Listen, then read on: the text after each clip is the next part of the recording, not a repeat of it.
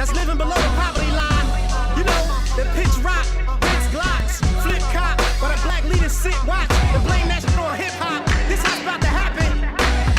He's Timothy Taylor and he's about to do it again. Flow with East Beast like wind. MCs don't got nothing for him. Whatever you need, I got that. You better believe I had that. Drop down and get your eagle out, shout it, that. This here rap thing's a hobby. I do it a little too good. Whatever your name, you bore me. You corny, your hood, because I'm top. The Hereafter represents a movement of activists and artists who are continually on a daily basis attempting to change the society in which we live in for the better.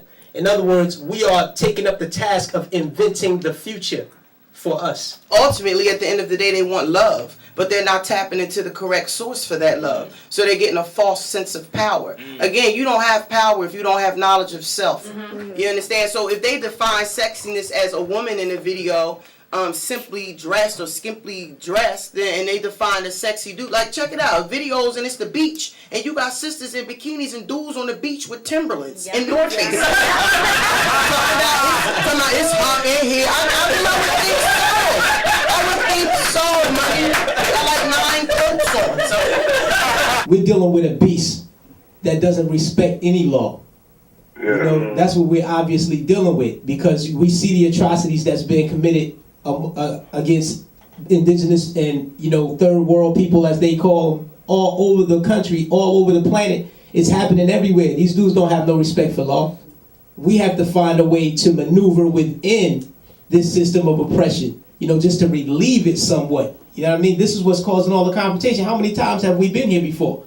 You know, how many times have we been here at the police station throwing Molotov cocktails, turning over police cars? How many times have we been here? How is it going to stop? Do you really think that they're going to wake up one day and say, okay? Dr. Dre Leary talks about that all of us are under the effects of post-traumatic slave syndrome. All of us are still trying to attain the mentality and the ideology of white America, even those black cops. The first step in addressing the problem is recognizing that we have a problem. Now, I think we need to start reality check. using brutal terms for these brutal realities. You know, we struggle as opposed to terms like police brutality. I think we need to call it for what it is. Police terrorism. Yes, sir. As opposed to terms like gentrification. Call it what it is. Land grab.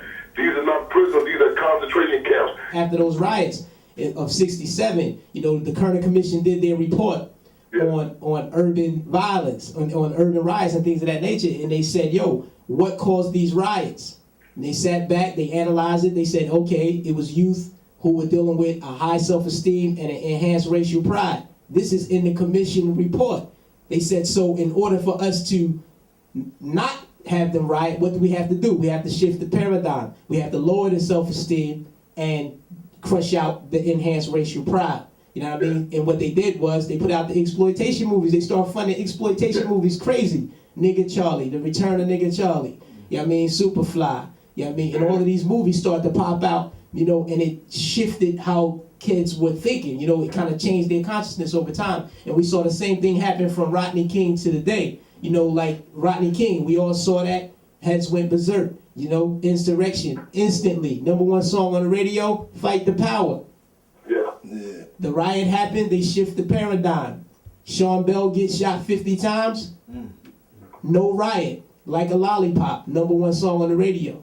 The kids that I teach, you know, they want to be rappers. No doubt. Okay. They want to make $1 million. They want to drive big cars. They want to wear jewelry. They want to have 3 or 4 girlfriends. It's very light skinned. But how do we even get them interested? I mean, these are great ideas, but again, just to go around the corner for a minute, how do we get their interest level increased to the level where we no longer have to push them? They come to us. Oscar Grant was executed.